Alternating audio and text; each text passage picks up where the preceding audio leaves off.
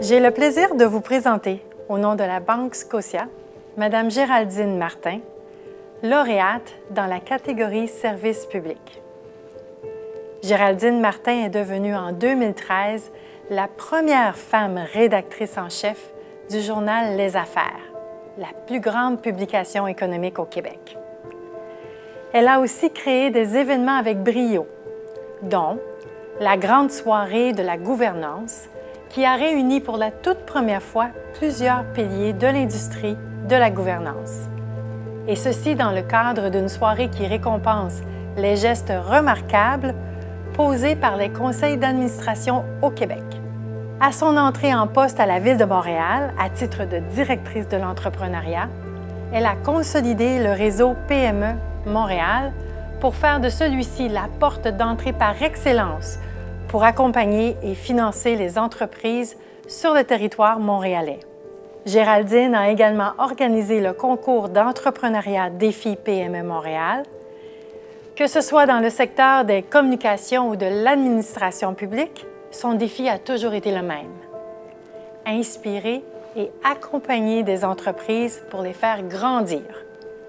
Pour votre implication, votre audace et votre sens de l'initiative, Géraldine, la Banque Scotia tient à vous offrir toutes ses félicitations.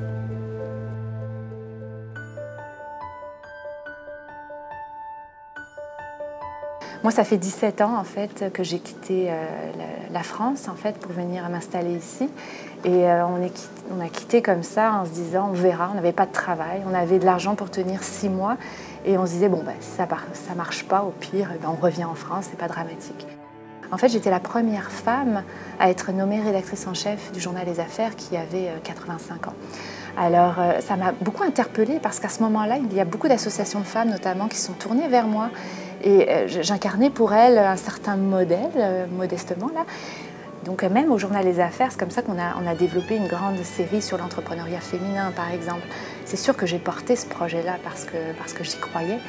Et ça a été un superbe succès. Donc semaine après semaine, on arrivait à avoir de l'entrepreneuriat féminin dans nos pages.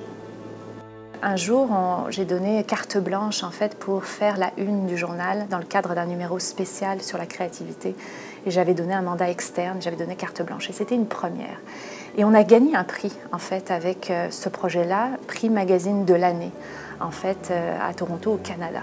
Je garde toujours ça en tête. C'est une petite réalisation, vous comprenez, pas si petite que ça quand même, mais qui dure dans le temps, vous comprenez, qui par la suite a vraiment généré d'autres projets. Et j'utilise toujours ça aussi maintenant à la ville, c'est d'essayer de faire comprendre aux gens que certains projets sont possibles et qu'il n'y a pas forcément des silos à la ville, qu'on peut se parler et créer des projets ensemble. Je dirais ce qui me touche le plus, c'est de me rendre compte que tous les discours qu'on fait finalement portent fruit concrètement. Tout ce qu'on dit, tout ce qu'on essaye de transmettre, ça commence à porter fruit. Mais c'est pas gagné par exemple. Il y a encore beaucoup de travail parce que les femmes n'entreprennent pas autant que les hommes, encore malheureusement. On a un programme qui s'appelle le Parcours Innovation PME Montréal. On accompagne des entreprises en croissance. Okay, et il y a 2 ans, la cohorte de 30 PME, il y avait juste une seule femme. Okay. L'année dernière, on s'est dit c'est pas possible, on ne peut pas avoir juste une seule femme là. Donc on est allé les chercher là une par une, ça a été quelque chose. Donc il faut mettre un effort particulier encore, et on ne lâchera pas, pour faire en sorte qu'on ait plus de femmes. Et sur les 40 PME maintenant, on en a eu 15. Donc on y arrive, il faut être patient. L'importance du why, c'est fondamental à mon avis. Ce coup de pouce que vous offrez est essentiel et mérite d'être davantage connu, toujours connu. Et le fait d'obtenir ce prix, moi je le prends comme un engagement quelque part à aller plus loin. Et je crois que nous tous, entre nous, on peut s'entraider pour un avenir meilleur. Mais toutes ces femmes, je vous dirais que toutes celles qui ont gagné, on ne se connaissait pas forcément non plus. Déjà, vous arrivez à créer ça, à créer une sorte de cercle d'entraide.